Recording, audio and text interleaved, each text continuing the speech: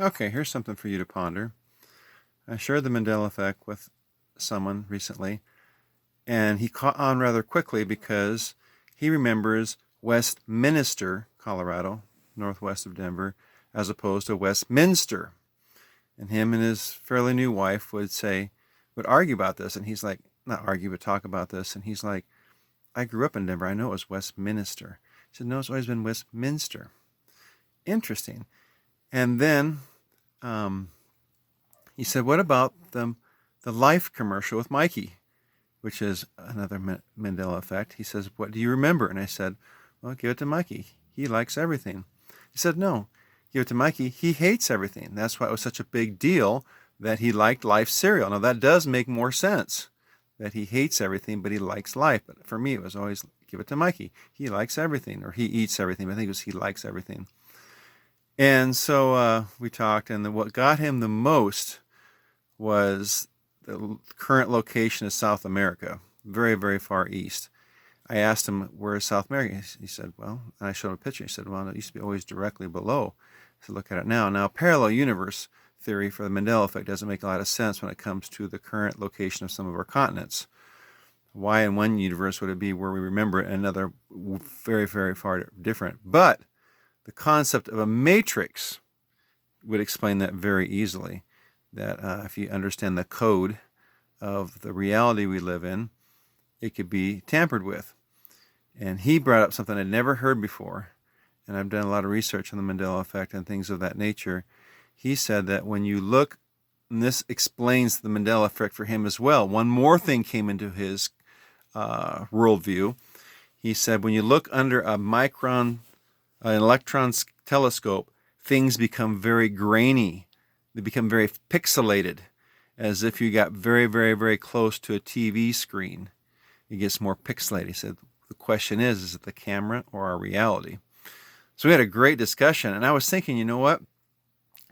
Nikola Tesla said, if you understand, there's certain numbers, 3, 6, and 9, the power of is 3, 6, and 9. But he also said, if you understand energy, frequency, and vibration, you'll understand the secrets of the universe. In other words, everything's energy. I thought, what did God first create? What did he first create? Light. Okay.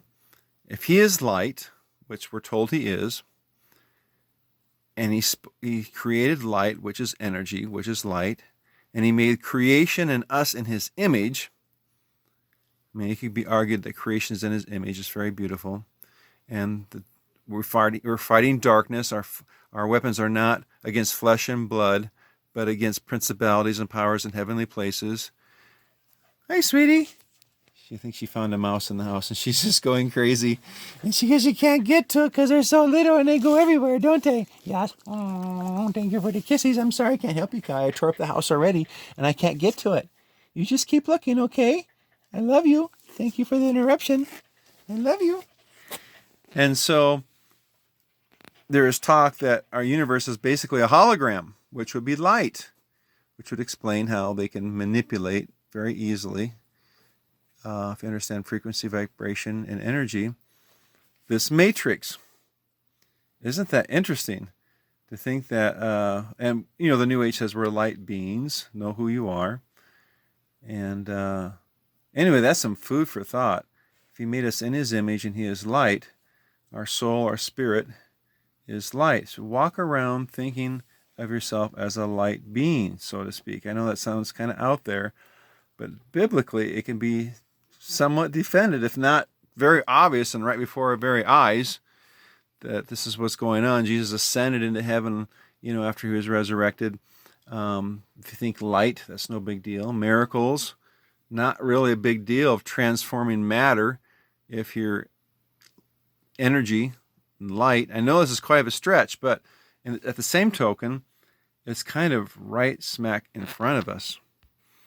I got to thinking too about the allegory of the cave with Plato, and how he was saying, you know, that when he was in the cave, he saw shadows. I mean, light was being, you know, to create a shadow, you need a light, and all we're really seeing is the effect of light on something else. which makes sense. I've always been intrigued by that allegory, by that writing of his. And I was also thinking about Shakespeare, "The world is but a stage." You know, it's a play. It's real, but at the same time, it's not the most real thing. Um, Comments would be appreciated if you can think of other things that would support this, but really came together in my mind.